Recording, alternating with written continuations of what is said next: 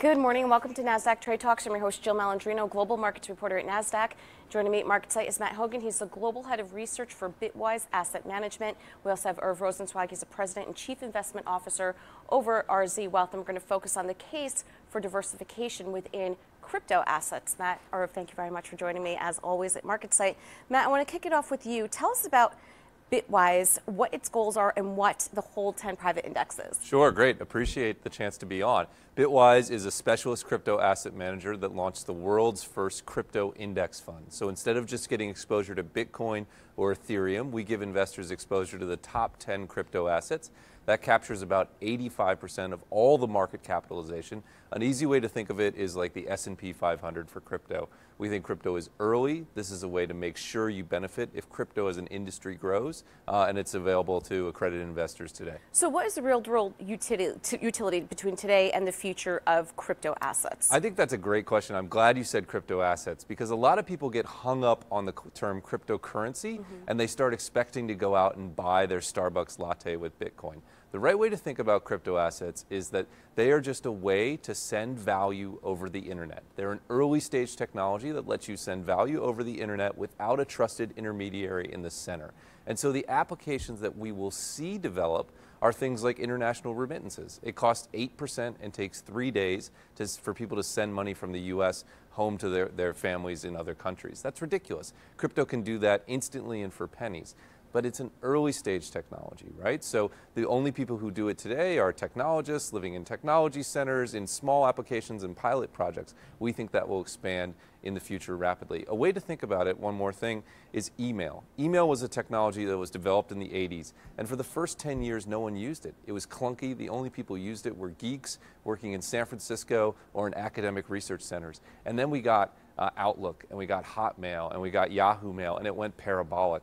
The only people using crypto today are geeks working in tech centers and in academic places, and the user interface is difficult, but there are more developers working on crypto today than almost any other technology boom we've seen in the past. I think we're close to the Outlook moment, and I think you're going to see the adoption rise rapidly. So will there ever be a currency, or does that defeat the purpose of digital assets? So I think you have to think U.S. and non-U.S. In the U.S., dollars work really well. I can go and buy my Starbucks latte with dollars, and it works great. About 75% of the market doesn't have a trustworthy fiat currency internationally. They don't have a developed banking system. I think you will see crypto assets play a role, a currency-like role in many of those countries. I think we'll be waiting a long time here. But there are massive areas where they can disintermediate and take out huge costs. I mentioned international remittance, international trade transfer, even things like stock settlement, escrow and title. There are huge areas of the market where we trust financial intermediaries to settle ledgers, and we pay them significantly to do that.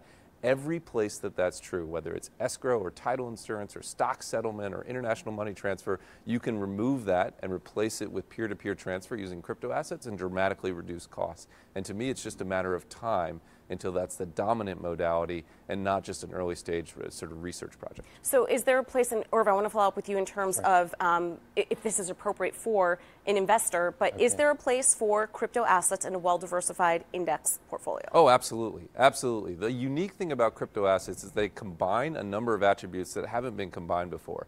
That's high potential returns, high volatility, low correlations to everything else. The correlations are almost zero to virtually every other asset, and daily liquidity. Usually when you get high returns and low correlations, you're talking about early stage venture capital that has 7-year lockups.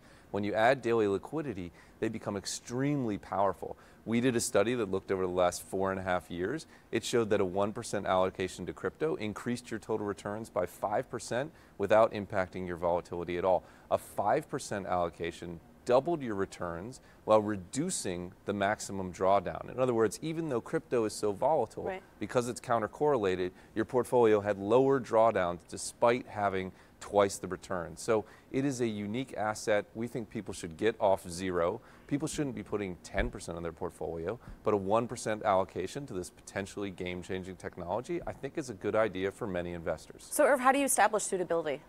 Well, again, it depends upon their current portfolio and what their level liquidity needs are and things like that. Again, this is unique because it does offer liquidity as opposed to a lot of alternatives. The other thing that you have to bear in mind we talked about the acronym last night a little bit, FOMO, failure of missing out.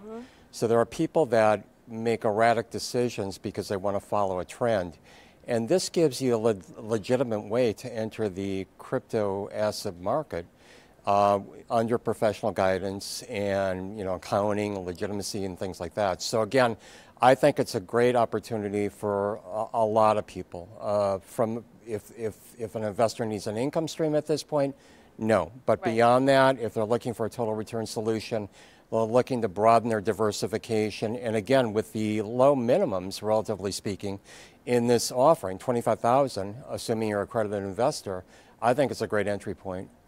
Well, Matt, how about this? You wrote an article for CNBC on June 7th saying that $1.1 billion of crypto has been stolen since 2018. How can you safely store these crypto assets, and how seriously does Bitwise take this? Yeah, we take it really seriously.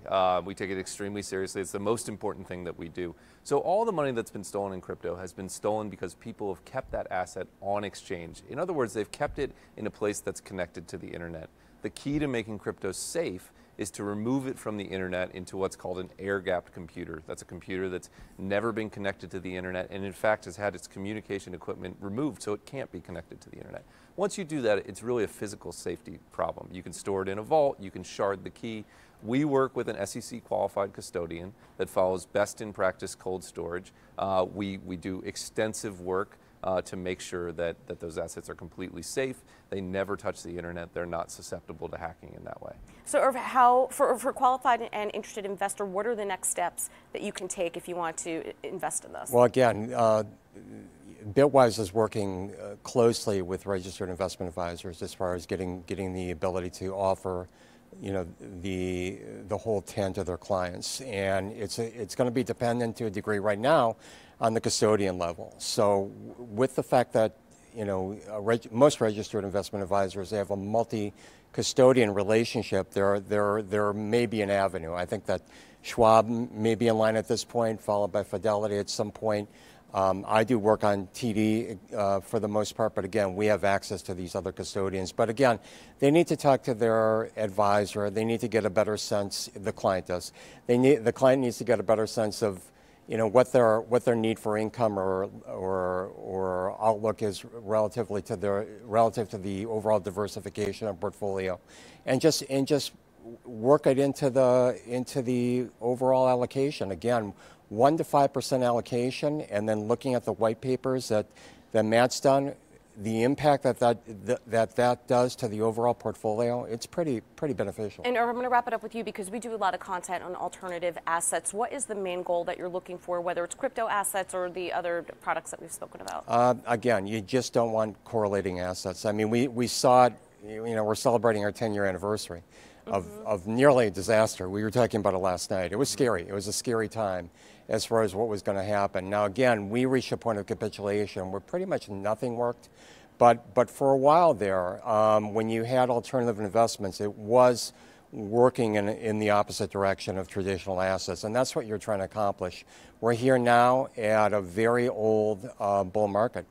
And again, with some uncertainty internationally relative to trade and whatever, it makes sense to build in something that's going to not go in the same direction as traditional assets. All right. Well, thank you both for joining us at MarketSite. And thank you for joining me. I'm Jill Malandrino, Global Markets Reporter at Nasdaq.